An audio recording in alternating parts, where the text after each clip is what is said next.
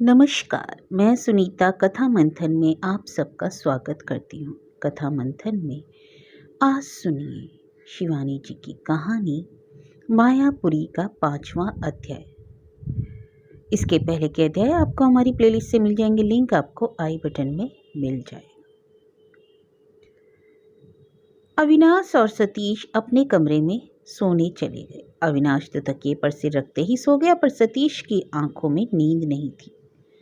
रात आधी से अधिक बीत चुकी थी। सड़क पर इक्के दुक्के आदमियों के चलने के शब्द तो कभी तांगे की खटखट सुनाई दे रही थी।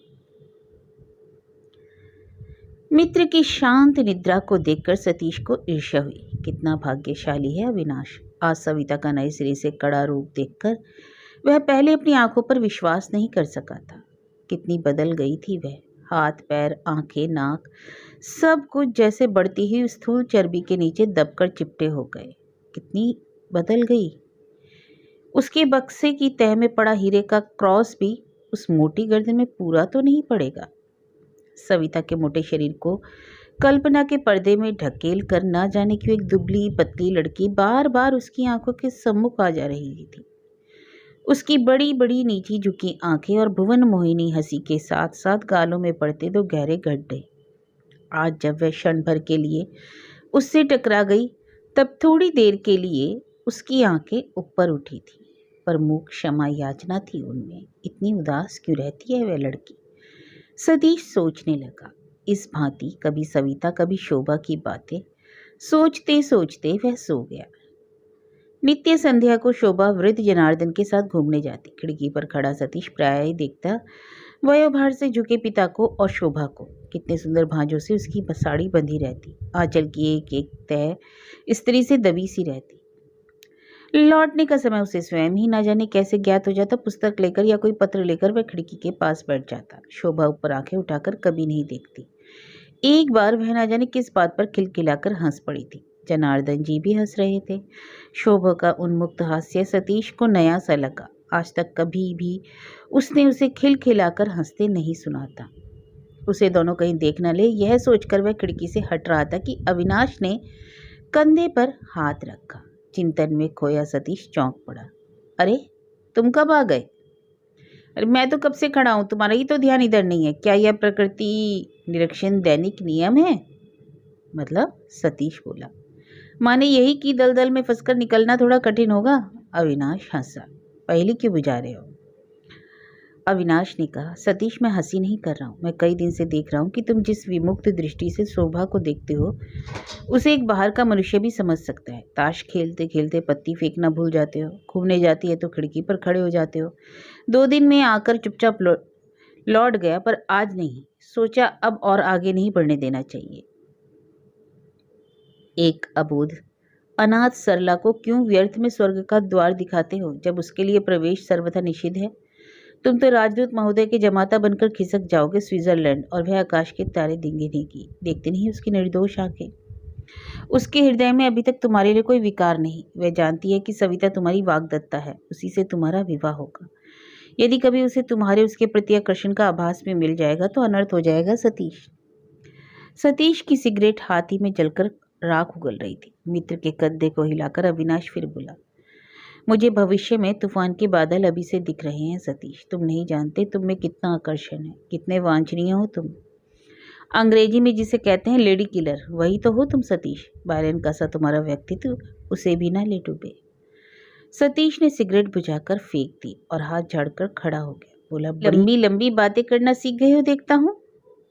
सतीश प्रायः ही अविनाश के बाल्यकाल के मिशनरी स्कूल की हंसी उड़ाया करता, पर अविनाश गंभीर होकर उठ गया। चलता हूँ, पर सावधान किए देता हूँ सतीश, आग से खेलना क्या ठीक है? वह उठकर चला गया तो सतीश को एक आशंका विचलित करने लगी। कहीं अविनाश स्वयं ही उस असीम रूप राशि का उपासक तो नहीं बन गया?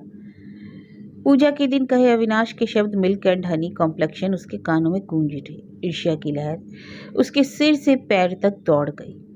कल तक जिस अंतरंग मित्र का सहवास उसे सबसे प्रिय था, वही जन्म जन्मांतर का शत्रु प्रतीत हुआ। वह कमरे में बाहर आ गया। ठंडी हवा के स्पर्श से वह चिंता भार से मुक्त हो। हेलो भैया कहकर मंजरी दौड़ आई। सुना आपने?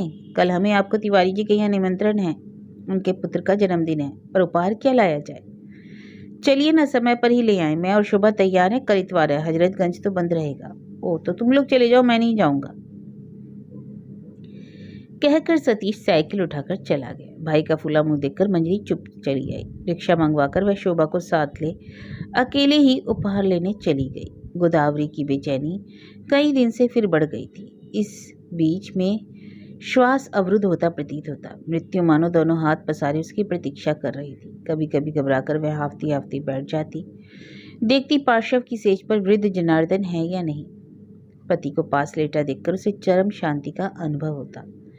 पति पास में है तो फिर मृत्यु का क्या भय। उनके दोनों चरण छाती से लगाकर वह आंखें मूंद लेगी, किंतु पुत्र का उदास मुंह, सविता की बेडोल मूर्ति, शोभा का सौम्य आनंद फिर उसकी शांति छीन लेते। वह अंधेरे में पड़ी पड़ी माला फेर रही थी कि कई दिनों बाद सतीश हठात आकर उसके पैरों के पास बैठ गया। कौन? शोभा बेटी?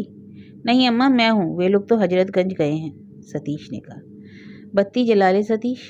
नहीं ठीक है। कैसा जी अम्मा? ठीक ही है। सतीश, आज फिर तिवारी जी का पत्र आया है। कई बार वे विवाह की तिथि के बारे में पूछ चुके हैं। उनका विचार इसी माह में करने का, और मैंने कहा आषाढ़ का विवाह अच्छा नहीं होता, माघ में लग्न हो तो ठीक है। जब तेरा ब्याह हो जाए तब फिर मंजरी को भी ठिकाने लगाने की सोचूंगी। सतीश कुछ ना बोला। गोदावरी ने कहा, माघ से तुझे तो कुछ आपत्ति ना होगी बेटा। सतीश के मन में आया, आज इस एकांत निर्जन कमरे में वह माँ के सम्मुख अपना हृदय खोलकर रख दे कि वह सविता से विवाह नहीं करेगा। तिवारी का एक एक पैसा वह चुका देगा। उन्हें जमाता का अभाव नहीं होगा। कुछ दिन तक लोग भला बुरा ही तो कहेंगे, और कितना सुखी होगा वह जब उसके गले में बंधी रस्सी का बंधन एकाएक टूटकर दूर जा गिरेगा। यह मुक्त पक्षी की तरह स्वच्छंद उड़ान भर सकेगा। वह किसी का दास नहीं रहेगा। हाथ में पड़ी हीरे की अंगूठी क्या उसे के हृदय को भी बांध सकती है? अम्मा, यदि यह विवाह न करूं तो? सतीश के मुंह से निकल गए। गोदावरी के निर्जीव पैरों से लेकर हृदय तक कपकपी दौड़ गई। वह कांपते हाथों से सतीश को पकड़कर बोली, बेटा राम राम, क्या कह रहा है तू? मेरे सामने तो यह मजाक कर गया, पिता के सामने स्वप्न में भी ऐसे शब्द मत निकालना। जिनकी कृपा से हमारा 10,000 का कर्जा धीरे धीरे चुक गया, उनसे ऐसे विश्वासघात का ध्यान भी कैसे आया तुझे? मैं इसी पलंग पर प्राण त्याग दूंगी। हम गर्ग गोत्री ब्राह्मण हैं, यह क्या तू भूल गया? हमारे वचन का मूल्य हमारे प्राणों से बेधिक। कैसे हंसी नहीं करते सतीश? हंसी नहीं कर रहा अम्मा, उसका गंभीर स्वर दीवारों से टकराकर गूंज उठा। मैं जितना ही सविता को देखता हूँ उतना ही भय होने लगता है। वह क्या हमारे घर में रह पाएगी? उसका समाज, रहन सहन, उसके मित्र, उसका वेश, हम सबसे वह भिन्न है। आज तक तुमने मुझे यह भी नहीं बताया कि उन्होंने हमारा कर्जा भी उतारा है। एक ऋण से छुटकर हम तो दूसरे ऋण में उलझ गए। यह पिताजी ने नहीं सोचा? मुझसे एक बार पूछना भी क्या उन्होंने उचित नहीं समझा? गोदावरी अवरुद्ध कंठ से बोली, तेरे पिता को यही ज्ञात था कि तू अपनी ही इच्छा से सविता से ब्याह करना चाहता है। तभी एक दिन कर्ज वालों ने नोटिस देकर दिन रात की उनकी नींद हराम कर दी तो वे अर्ध विक्षिप्त से हो गए। तू विदेश में था, मैं पलंग पर जीवित होकर भी मृत थी। कहते हैं ना, मनुष्य को दो ही चिंताएं सबसे दुष्कर है, कर्ज और औरत का मर्ज। इन दो चिंताओं ने जीवन असहनीय कर दिया। सोच रहे थे मकान बैंक में गिरवी रखकर चुका देंगे कि सुबह ही तिवारी जी आए, उन्होंने पूरा कर्ज चुका दिया। तेरे पिता ने कभी किसी के सम्मुख हाथ नहीं फैलाया। सतीश सिर झुकाए चुपचाप सुन रहा था। गोदावरी ने क्षीण हाथों से उसके दोनों हाथ पकड़ लिए। वचन दे बेटा, अपने पिता का दिल नहीं दुखाएगा, वे इस धक्के को नहीं सह सकेंगे। मुझे वचन दे सतीश। सतीश ने रुग्ण असहाय मृतकाय माँ की ओर देखा। अंधकार में वह कुछ नहीं देख पाया। बरामदे की बत्ती के धुंधले प्रकाश में दो धसी आंखों में करुण याचना थी। हठात उसे लगा मानो उन आंखों का जीवन धीरे धीरे चला जा रहा है। वह क्या वही माँ है जिसकी निर्मल सरल हास्य ध्वनि से कभी सारा घर गूंजता था? एक बार कठिन सन्निपात ज्वर में जब वह अचेतन मृतप्राय 1 माह तक खाट पर पड़ा रहा, तब इसी माँ ने बिना खाए पिए उसके सिरहाने बैठ बैठकर ना जाने कितनी रातें बिता दी थी। आज वही माँ प्राण रहते भी मृत्यु का आलिंगन करने जा रही है। उसने माँ का हाथ दबाकर कहा, अम्मा मैं तुम्हें वचन देता हूँ, मैं अब कुछ नहीं कहूँगा। शांति की सांस खींचकर गोदावरी ने उसका हाथ छोड़ दिया और शांत पड़ी रही। माता पुत्र अंधेरे कमरे में बैठे रहे। कोई एक दूसरे से कुछ ना बोला, पर दोनों ने जैसे एक दूसरे के हृदय की बात सुन ली। क्या हो रहा है अम्मा, बत्ती तो जलवा ली होती, कहकर मंजरी ने खट से स्विच दबा दिया। कमरा आलोकित होते ही उसने देखा सतीश माँ के पास बैठा है।